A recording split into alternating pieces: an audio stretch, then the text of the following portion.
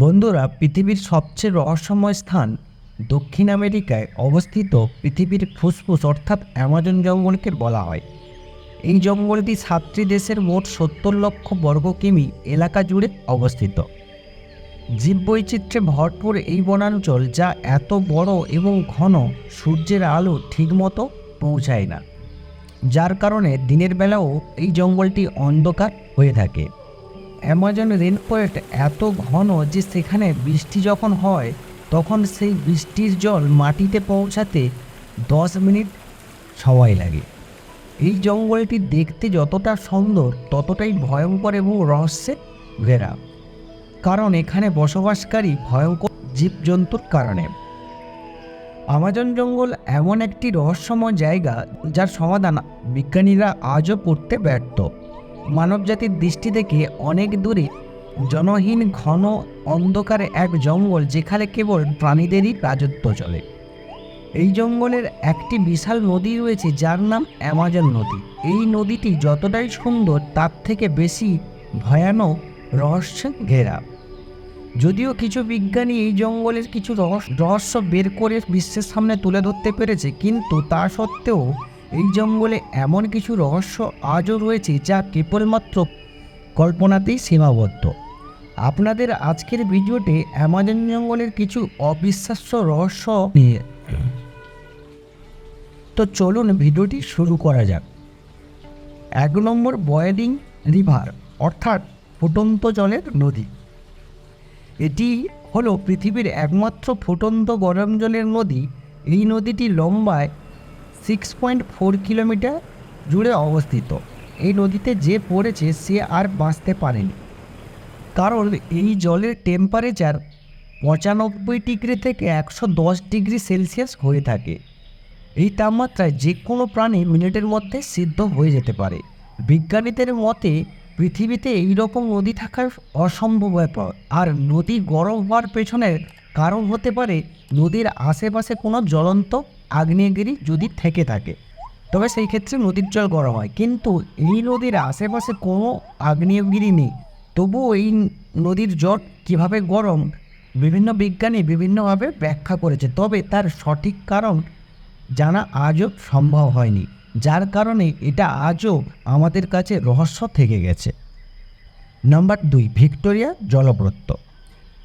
যদি আমি আপনাদের বলি পৃথিবীতে এমন কোনো গাছ রয়েছে যার পাতার উপর আপনি অনায়াসে দাঁড়িয়ে থাকতে পারবে, আপনি আমার কথাটা কখনোই বিশ্বাস করবেন না। চলুন পরিচয় করে দিন ভিক্টোরিয়া জলপ্রপাতের সঙ্গে। সাধারণত আমাজন নদী অববাহিকা অগভীর জলাশয়ে এদের বাস হয়ে থাকে। এটি পৃথিবীর বৃহত্তম লিলি। এই উদ্ভিদটি তার বিশাল বৃত্তাকার পাতার জন্য বিখ্যাত, তবে এর নাম ভিক্টোরিয়া হয়েছে ইংল্যান্ডের ভিক্টরের নাম অনুসারে। এই পাতার উপর একজন মাঝারি ওজনের মানুষ খুব সহজে দাঁড়িয়ে থাকতে পারবে, কারণ এই পাতাটি অনেক মজবুত এবং শক্ত হয়ে থাকতে পারে, আর এই পাতাটির আকারও খুব বিশাল হয়ে থাকে।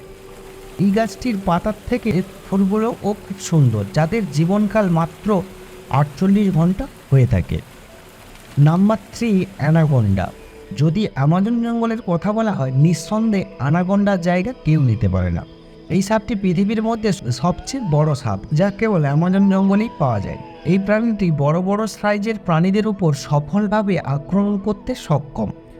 এমনকি বাঘ কুমিরের মতো বড় প্রাণীদের এরা রেহাই দেয় না। এদের শিকার করার কৌশল অনেকটা আশ্চর্যজনক এবং অদ্ভুতভাবে। যতক্ষণ না কোনো শিকারীকে গিলে খাচ্ছে ততক্ষণ পর্যন্ত এরা কখনোই তাদেরকে ছেড়ে দেয় না। বর্তমানে অ্যামাজন জঙ্গলে এর থেকে বড় শিকারী আর কেউ নেই। আপনি কি কখনো কল্পনা করে দেখেছেন একটি অ্যানাকোন্ডা সাপ কত বড় হতে পারে? একটি অ্যানাকোন্ডার সাইজ 30 ফুট থেকে 50 ফুট পর্যন্ত হতে পারে, আর যাদের ওজন 400 থেকে 600 কেজি পর্যন্ত হতে পারে। 4 নম্বর হলো ক্যাপিবেরা। বন্ধুরা, আমাদের বাড়ির চারপাশে প্রায় সময় আমরা ইঁদুর দেখে থাকি, কিন্তু আজকে আপনাদের দেখাবো আমাজন জঙ্গলে দানব ইঁদুরকে। এই ইঁদুরটির নাম দেওয়া হয়েছে ক্যাপিবেরা, তবে এদের সাধারণ ইঁদুর ভেবে ভুল করবেন না। এটি সাধারণ ইঁদুরের চেয়ে অনেক বড়। একটি ক্যাপিবেরা 4 ফুট পর্যন্ত লম্বা হতে পারে, আর যদি এদের ওজনের কথা বলি 60 থেকে 65 কিলোগ্রাম পর্যন্ত হতে পারে। অর্থাৎ ভাবা যায় একটা ইঁদুরের ওজন একটা মানুষের ওজনের মতো। এরা অ্যামাজন নদীতে সাঁতার কেটে ভেসে বেড়ায়। এরা সাধারণত গ্রুপে বেড়াতে দেখা যায়। এদের প্রিয় খাবার হলো গাছের চাল, তবে এদের সবচেয়ে জঘন্যতম ব্যাপার হলো এরা নিজের পটি নিজেরাই খেয়ে ফেলে। 5 নম্বর হলো ওয়াকিং ট্রি। বন্ধুরা, আপনারা অনেকেই হলিউড মুভিতে গাছকে চলতে দেখেছেন, কিন্তু বাস্তবে এই রকম গাছ রয়েছে অ্যামাজন জঙ্গলে। এটি সূর্যের আলোর অভিমুখ অনুসারে চলতে থাকে, তবে এটি কোনো মুভিতে দেখানো গাছেদের মতো এত দ্রুত চলতে পারে না।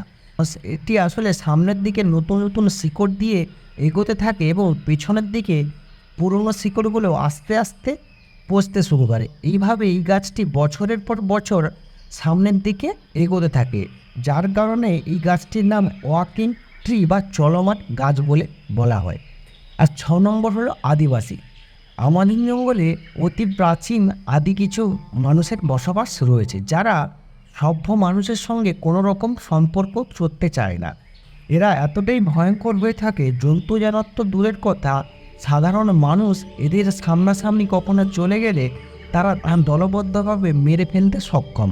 অনেক সময় ড্রোনের ভিডিওতে এইরকম মানুষ আমরা নজরে দেখেছি।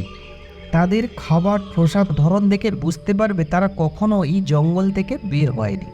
আধুনিক পৃথিবী বলে যে কিছু আছে তারা সেটা জানে না। এছাড়াও এখানে রয়েছে অসংখ্য অদ্ভুত ধরনের গাছ, অদ্ভুত ধরনের প্রাণী।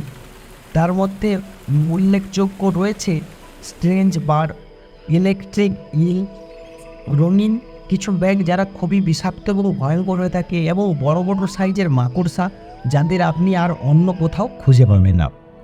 বন্ধুরা, এই জঙ্গলের প্রাণী ও রহস্যের কথা সাধারণ মানুষ তো দূরের কথা, এমনকি জীববিজ্ঞানীরা জানে না। বিজ্ঞানীদের মতে এই জঙ্গলে এমন অনেক প্রাণীর অস্তিত্ব রয়েছে যা এখনও আমাদের অজানা। তো আজ এই পর্যন্ত, দেখা হবে পরের কোনো ভিডিওতে। আর হ্যাঁ, আমাদের কৌতূহল চ্যানেলটিকে সাবস্ক্রাইব করে পাশে থাকা বেল আইকনটি ক্লিক করতে ভুলবেন না। যদি আপনি অলরেডি সাবস্ক্রাইব করে থাকেন তাহলে আপনাকে অসংখ্য ধন্যবাদ।